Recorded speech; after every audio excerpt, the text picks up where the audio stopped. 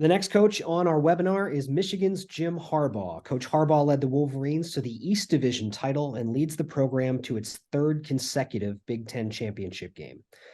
Michigan finished the season 12-0 overall and 9-0 in conference play. The Wolverines are looking for their 45th Big Ten championship and third in as many seasons.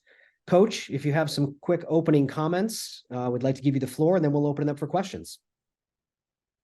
Yeah, there's quite a bit of enthusiasm today in Schembechler Hall, and just was able to meet with our coaches and just tell them how proud I was of them, and a few of the players stopped by, and just can't thank them all enough for the effort, and really have to praise all. There's if you praise one, you really have to give praise and credit to all who contributed.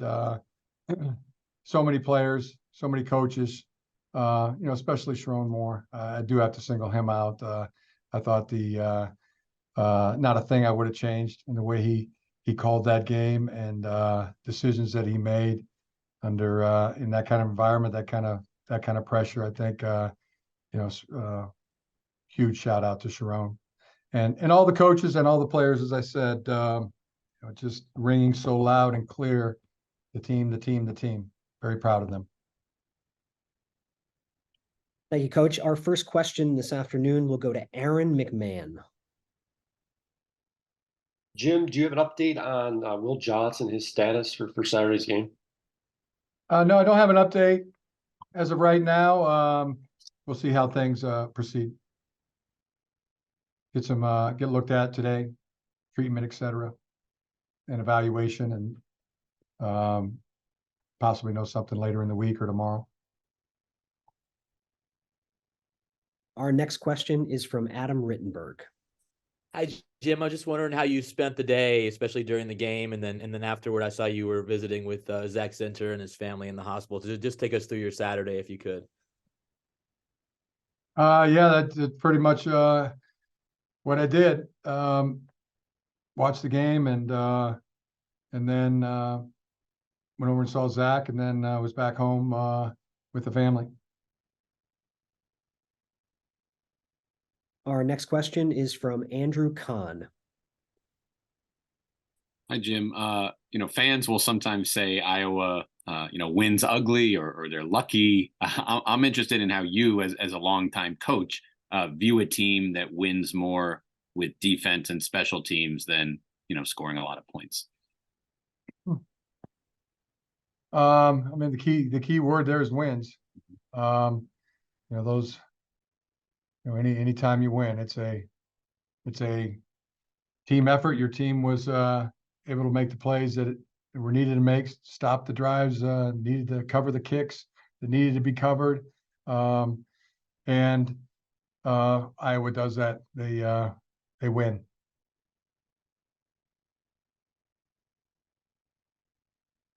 Our next question is from Nathaniel Finch. Coach Nathaniel Finch, Wish TV, Indianapolis. Thanks for your time. Talk about AJ Barner. How has he helped this team to, your undefeated season? What stands out about his talents as a tight end? AJ's been huge. All the new players that came into our team.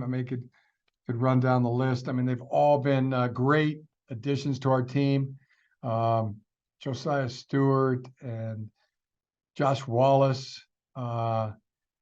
Drake Nugent, LD, Miles, so many have been incredible. Ernest, so many guys, just tremendous additions to our team right from the beginning, right through the training and the season. Every single guy. AJ Barner has been a great contributor, not only as blocker, and he's elite. He is elite in blocking, but he is also shown to be a tremendous go-to receiver, and makes the tough catches, play demeanor that is, it speaks for itself, really. It's tough, it's physical. It's been a tremendous teammate in every way. Our next question is from Austin Meek. Yeah, Jim, Austin Meek with The Athletic. Could you just describe your emotions when Zach went down, especially not being able to be there with him, and then anything that you shared with him or he shared with you when you saw him at the hospital? Yeah, I mean the emotions were with Zach, with him, with his family. I was hoping for the best, but you in your mind you start preparing for the worst. And then I saw him. He's just so tough, so strong. And that was those are he ended up there was a broken fibia and tibia. And that's you really feel that because you feel when you're laying there in a field with a broken bone. I mean, those bones tend to rub together, and it's really painful. Just what a stalwart he was. And then went at the hospital. He was so happy for his team. The great news was that it was probably the best of the worst case scenario, because those bones will heal. Other emotions, the team. I know how that can affect a team. That can go one way or the other with a team, and there could be that overall sadness for a teammate and worry and concern, and also can motivate the team. You saw that with Blake. I mean, the presence of mind, a touchdown in the next play to flash up to 6-5, and Zach was, he was really moved by that, and just the way the teammates were texting and calling, et cetera. It was, it was just another example. The team showed throughout that game, and especially showed there. And the other thought was that who can be against the players being compensated for what they do? At least even minimum wage. I mean, who could argue against that when there's injury or not? I mean, the emotional buildup, watching it on TV was, there wasn't a commercial that went by, a sporting event that was played all week that you didn't see those two teams, and the buildup and the hype and the talk about players' legacies and everything that could possibly be rolled into one game on the line, and then you see the amount of people that are benefiting financially from those players' efforts out there. I wonder who could be against that. I ask other coaches to get on board, to use their platform, their voice for the student athletes, not just football players, all student athletes, to be sharing in this ever increasing revenue. That was another thought that I had, and I just don't know who could be against that.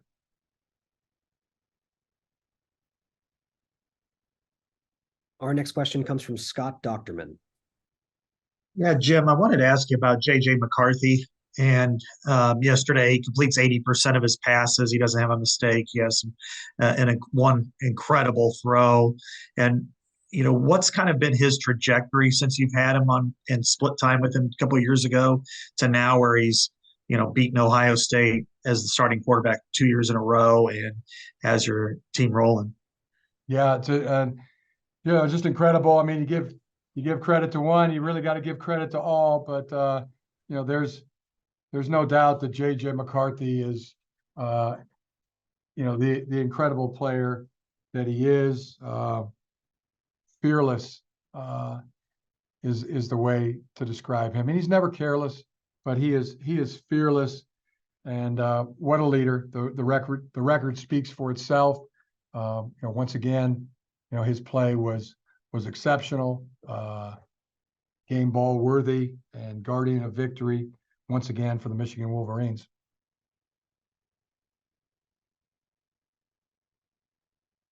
Our next question is from Tony Garcia.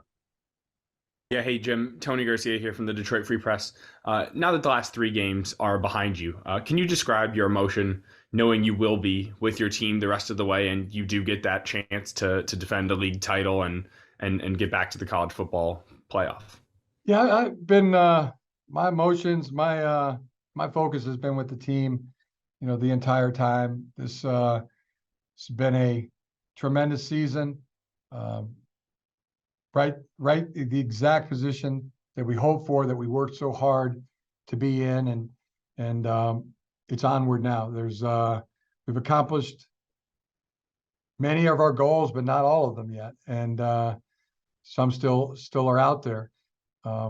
Beating Michigan State, beating Penn State, beating Ohio State, winning the Big Ten East. Now the next is winning the conference championship, and that's where our focus is. And so I would say, to be back, but I never left.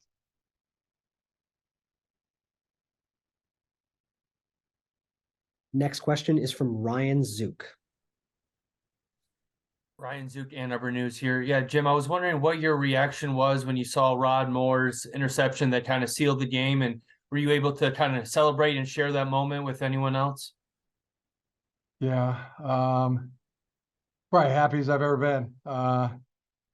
This one of the happiest moments of my life, just for every single player, for Rod, for Sharon, for all of our coaches, for everybody in that in the locker room. I mean, I know I talk about the team. To me, I mean, this is the team, the 23 team. It is the team. Yeah, so Sarah and I were watching it. I mean, it was hugs, high fives. It was a very glorious moment. Next question will come from Lane Higgins. Hi, Jim. This is Lane Higgins at the Wall Street Journal. I asked Sharon this after the game about the play calling and how different it was and how much they were going to the pass plays instead of just running it up the gut like you had for the last 2 games against Penn State and Maryland. And I'm curious, how much you had strategized with him going into that game and, what we should expect out of Michigan's offense going forward now that, the game is behind us. Yeah, I thought, it was one of Sharon's best, and he's had some really good ones in terms of calling the plays. The emphasis all week was, we wanted to be creative. We felt Ohio State was very good defensively. This is, to me, the best Ohio State team we played, and against the run, the coverage in the pass. I mean, they haven't given up very many big plays at all. We were able to get some explosive plays, but we knew we were going to have to be creative to get them. And just about every one, except for maybe two plays that he got all the creative plays off the call sheet and run, and then they were executed beautifully and timely and very aggressive in the 4th down calls. And the offense was physical. They were aggressive, but they weren't going to be denied. I know that Sharon believed in them, and it reflected in the way he called the game. Next question is from Elliot Clough.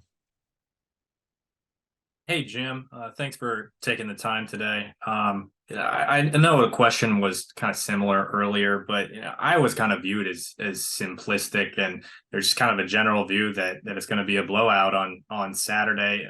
Are there any difficulties of preparing for a team that plays football the way Iowa does? Yeah, there's a lot. Our team's really good when we don't turn the ball over. I think we're undefeated when we don't turn the ball over since I've been coaching here, and that's one of Iowa's specialties.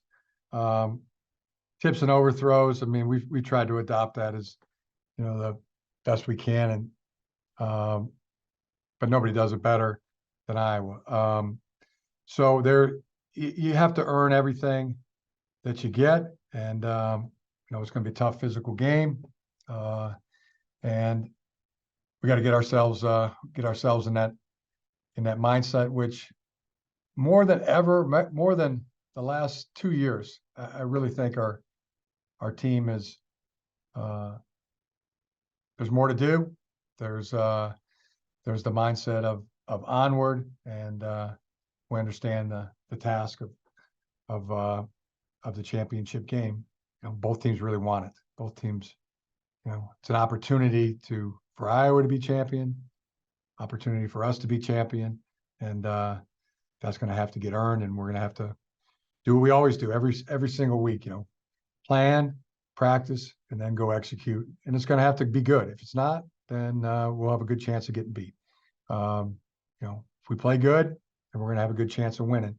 That's how we go into every single week. Next question is from Michael Cohen.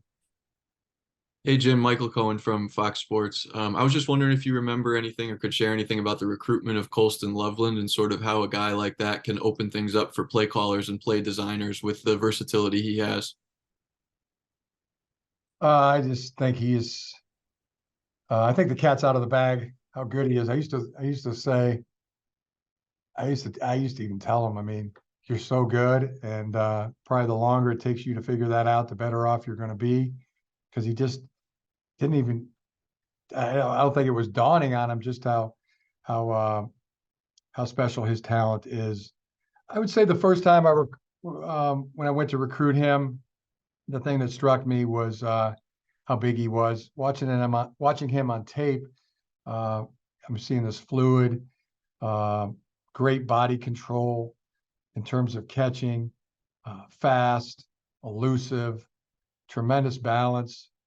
And then when I saw him in person, I was expecting I was expecting somebody, maybe about 6'2.5", 6'3", 185, 95 pounds. But I mean, he is a big, strong, strapping, probably 235, 240, but moves like a point guard in basketball, a receiver in football.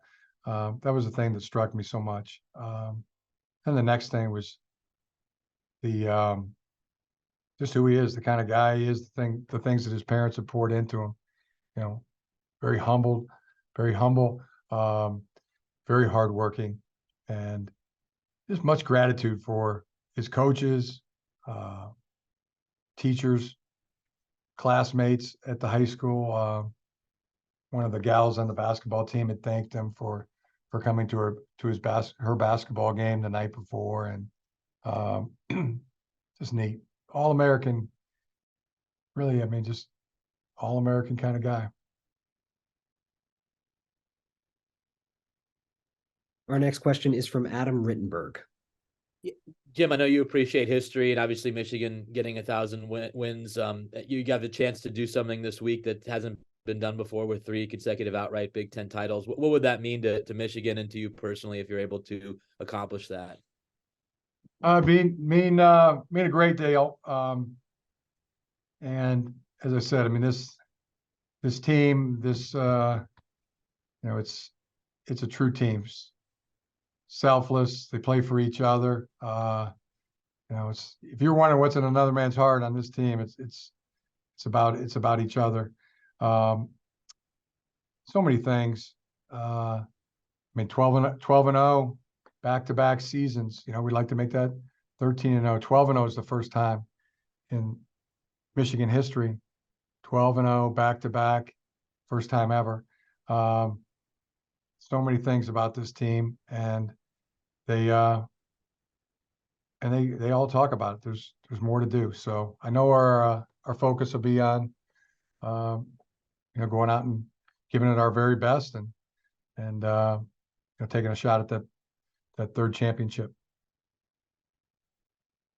Our next question is from Matthew McGowan. Hey, Coach, Matt McGowan with the Daily Iowan. You've played Iowa in the past, but what stands out about their defense this year compared to then? really, really good players, really great scheme. Always in the right place. The way they adjust emotions, the way they adjust to shifts. They're the way they can adjust to tempo. They're in the right place at the right time, and then there's a mentality to go after the ball. And not just the nose for the ball. It's just it's at a very elite high level. And the ball's in the air, tips, the overthrows. It's just image of heat-seeking missiles after the ball. So you got to be really precise offensively, whether you're running the ball. The blocks have to be crisp. They have to be sustained.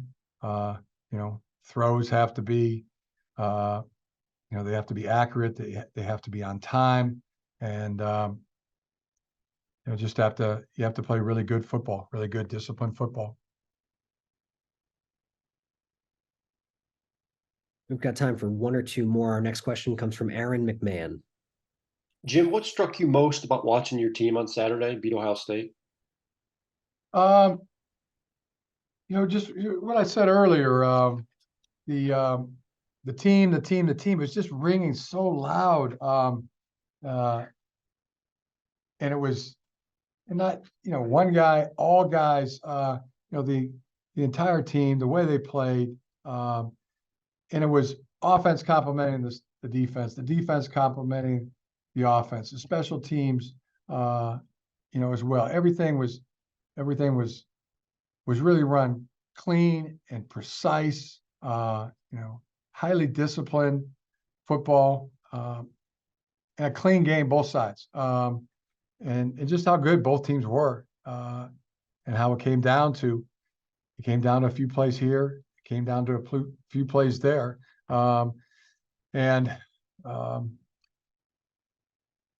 But yeah, this to me is the team. And it rings from my ears, Bo Schembechler, the team.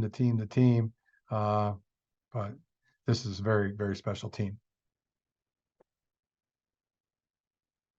Our next question is from Ryan Zook. Duke Ann Arbor News. Yeah, John, I know you mentioned kind of player compensation and minimum wage earlier. I was curious, have you ever thought about potentially donating some of your contract to NIL or a collective or anything like that to try and get your own stamp on helping out the players? Yeah, as I've said, there's a lot of people profiting. Coaches are profiting millions. I've had people tell me, don't say anything about that. That's the coaches, that'll take away money for the coaches. What I've been able to do is donate money back to the athletic department, which I did in 2021. But I would, for the players to be compensated, I'm using my voice, and I would take less money for the players to have a share. I hope other coaches would use their voice to express the same thing. We have time for one more question. Our next question will go to News Stitched Media. Hey, Coach. What makes Blake Corum such a great leader on and off the field? On and off the field. You just hit it. He's a leader. Comes so much from his parents. They have poured in tremendous gratitude, work ethic, discipline, and there's this real competitive side to Blake where he's just so motivated to give his best, to give his all at all times. But there's this empathetic side to him that it's not about him. It's about others and affecting other people in a positive way. And it's rare that highly competitive person and that empathetic person, come together in one. But that is who Blake Corum is, and that's why he is such a effective leader both on the field and off the field. Because when you're on a team or anywhere in life, I think, especially on a team, well, I know this for sure, is, the thing people assess in other people, real quick is, what's in another man's heart. Are they about themselves or are they about the team? And, Blake Corum is, not just about the team. It's about community. It's about people. I could not say enough great things. Just another talk about the All-American guy, Blake Corum. Coach Harbaugh, thank you again for joining us. Good luck in all your final preparations this week, and we look forward to seeing you and your team in Indianapolis. Thank you.